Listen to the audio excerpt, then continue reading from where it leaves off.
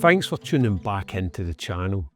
In this week's video, I'm going to show you the process that I go through when creating images similar to the first three that you saw at the beginning of the video. Now, the difference with these images is the fact that each time I make a generation, I save that generation. Perhaps you do this already, but if you don't, this video will show you how to save out your generations so that you can create a bank or a library of images for future use. Now, each time you do this, it will eat into your credits, but sometimes you're not happy with the results that you get. And that is simply because it's AI. It doesn't always give us the images that we are hoping to get when we are typing in the prompts. But to keep these and use them for future, there may be a mistake there that you want to replicate down the line, and perhaps you can't do it. So this video will show you how to create and save these. Quite a long video this week, and the first half of the video will include a deconstruction of one of the images you saw at the beginning. The second part will show you how I create the images step by step. I've shortened it slightly because, again, it would be a very, very long video, but during this, I'll also show you how to save out your generations for future use. Hopefully you'll get something from this video, and hopefully it'll be fun to watch. I've put time codes down below if you want to skip the deconstruction and jump straight to the construction of an image. Let's dive right in.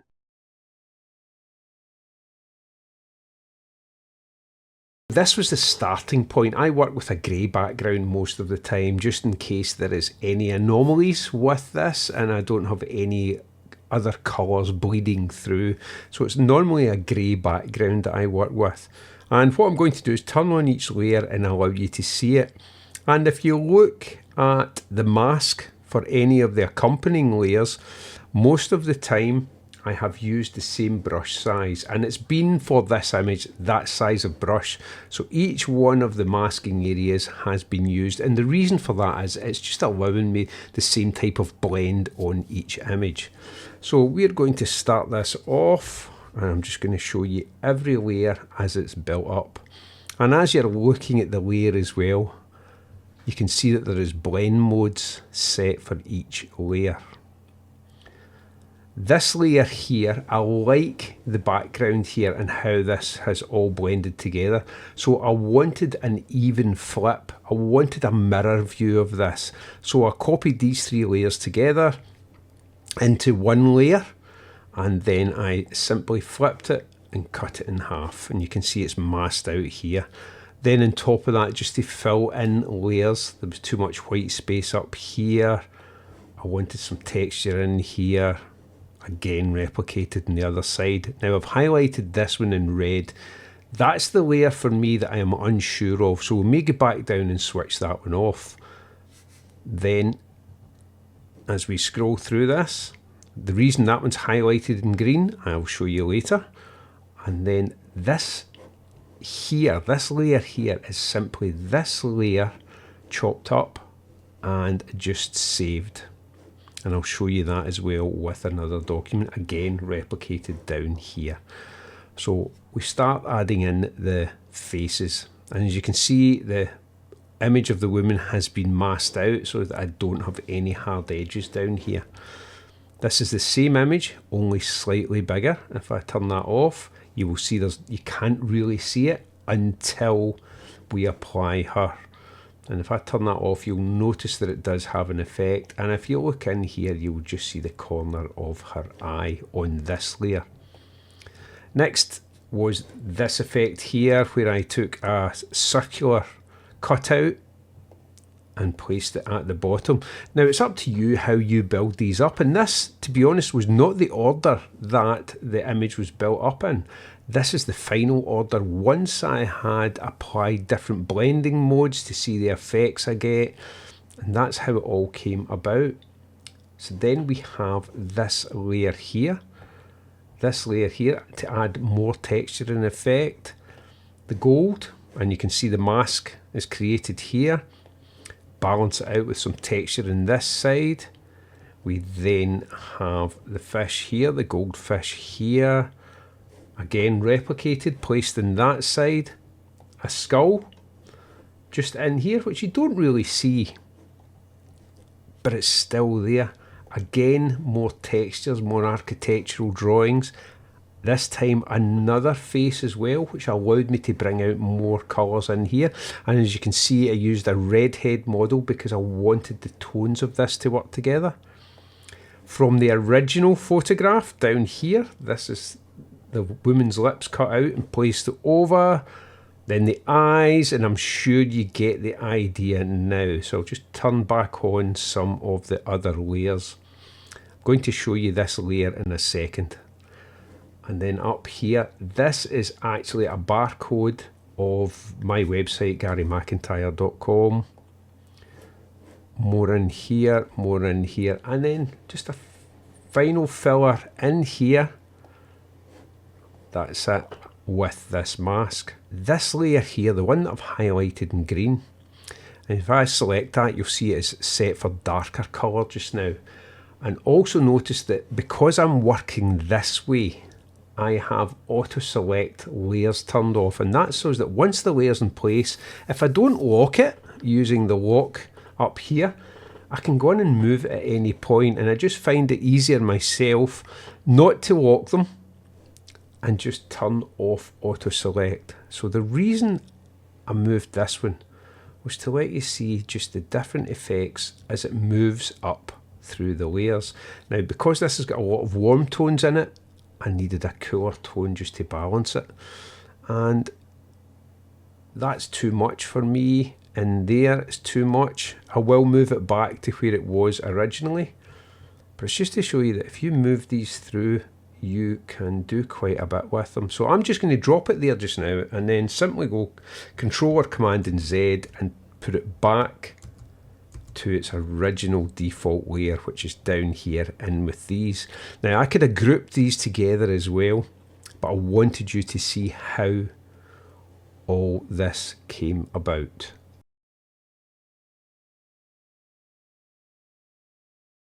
So I'm going to show you how I build up an image. I'm not going to do the entire image, but I'm just going to show you the process I go through to allow you to try it for yourself. So I'm going to work with this image here, dropped onto a document with a grey background, and that is just simply my preference for working. So I'm going to select around here, go down there and close the loop, and then I'm going to hold down Shift and do the same on the other side. I'm then going to get into Generative Fill, and in this case I'm going to choose Firefly 2026, click Generate. Once the generation has taken place, I'm not worried about these lines that you can see here. I'm just going to choose what one I want best, and I'm going to go for that one. I'm then going to take a copy of the subject here, and with the subject selection you should have, for best results, in Preferences or Settings on a Mac, go to Image Processing, select Subject and remove background using the cloud. You have the choice of device or cloud, and the cloud is actually better. And Selections Process, more stable, remove Tool Processing, more stable, and Enhanced Detail Processing, more stable, and just click OK. So from this layer here, I'm going to take a selection of the subject. So I'm just going to go Select Subject and let Photoshop do its thing. As you notice, we have some anomalies in here, so that's okay. And the reason we have these anomalies is because I'm not selecting from this layer here. I'm selecting from the original image. Simply going to go Control and J, and that copies it up, and I'm going to take that to the top layer there. For me, I am going to expand this slightly or scale it up in size, and simply by doing Control and T and then taking it up in size just to about there. And I'll go in and I'll choose Screen, and I'm just going to move that to about there, maybe drop it down slightly. just so that we have that effect. I may even take it even bigger in this, because we are simply playing around with this and being creative. So we've got that effect there. I'm going to click OK, and then I am going to just turn the opacity of that one down.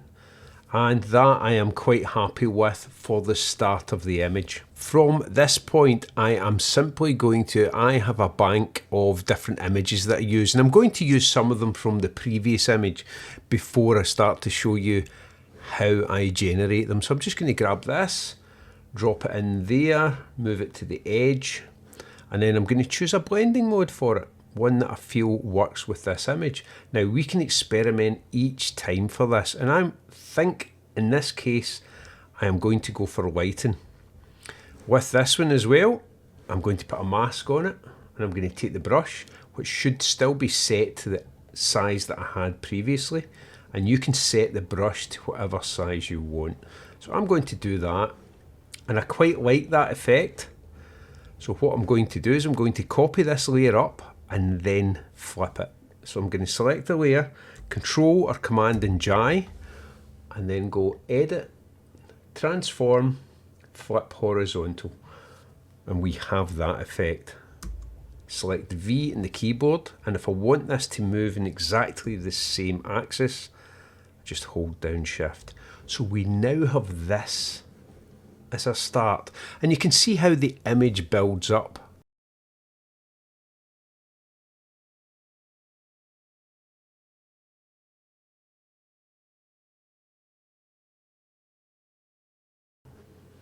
So you can see how it builds up really, really quickly.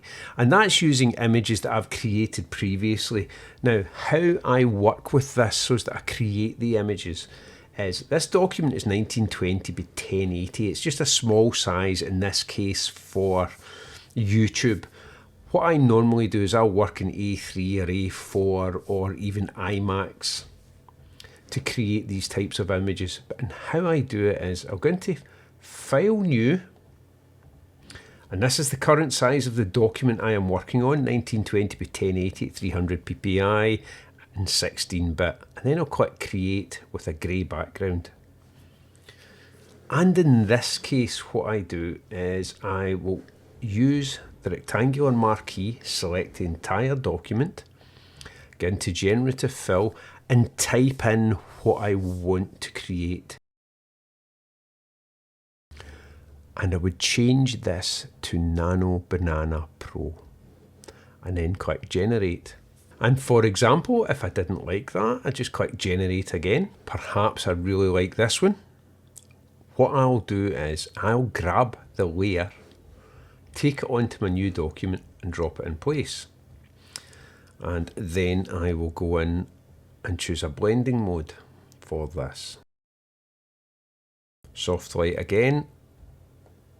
I'm going to take it right down. So you can see how the image builds up and builds up each time. And then I'll go back into this document and I'll change what I want to generate with this.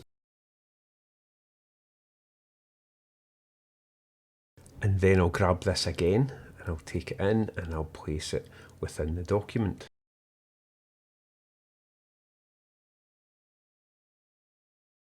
And then I'm going to go on and create some more generations. So in this case, if I go back into the properties of it, I can take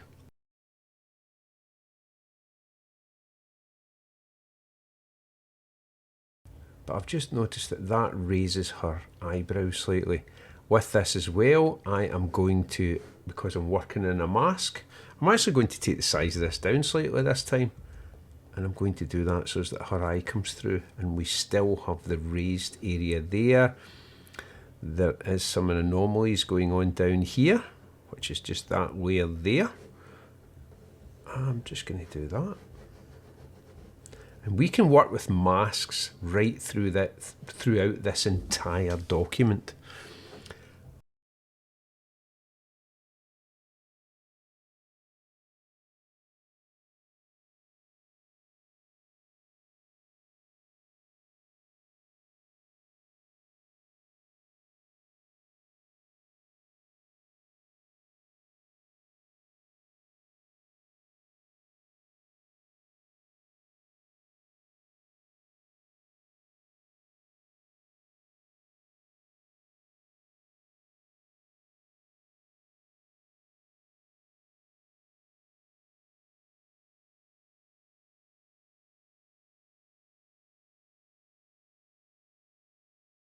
if you want to save any of the layers, so that you can use any of the bank of images that you have created during the generations within here, should you want to use them again. Once you're happy with the image file, save it as your PSD. Then go back into the layer. Now you'll notice that this layer selected, I'll just highlight it in green, is set to soft light, and it's only at 48%. So what we have to do, just remembering that where it is, go back to normal, take it back up to 100, go up to the hamburger, which you see here, the small list, click that and export as JPEG. And now that'll ask me where you want to save it. In this case, I'll save it in the desktop, and I won't rename it this time, just to let you see this, and I'll click save. Now I know that that's went to the desktop, so what I'll do now is I'll go back to 48% roughly, and I will take this to soft light. So that's us back to now where we were. If I just minimize this, go in here, there is my generation saved, and this will create an entire bank of images. So by using this process, it allows you to build up a bank of images and not wasting your generations, shall we say, because you know that your generations, your credits will run out eventually. So each time that you're doing this, save it, save the image out, and therefore you can build up a complete library of images that you want to use. Hopefully you got something from that, and it is relatively simple techniques to create these images, but it's your creativity that lets it flow and lets it build up. This is the style of images that I am currently doing with the architectural style and being included within it. And in a short while that will change again, because that's the nature of creativity. You move on to the next thing, and then perhaps at some point you'll combine everything and create something new for yourself. Hopefully you enjoyed the video. Hopefully you got something from it. Thanks again for watching. Take care, and I'll see you in the next video.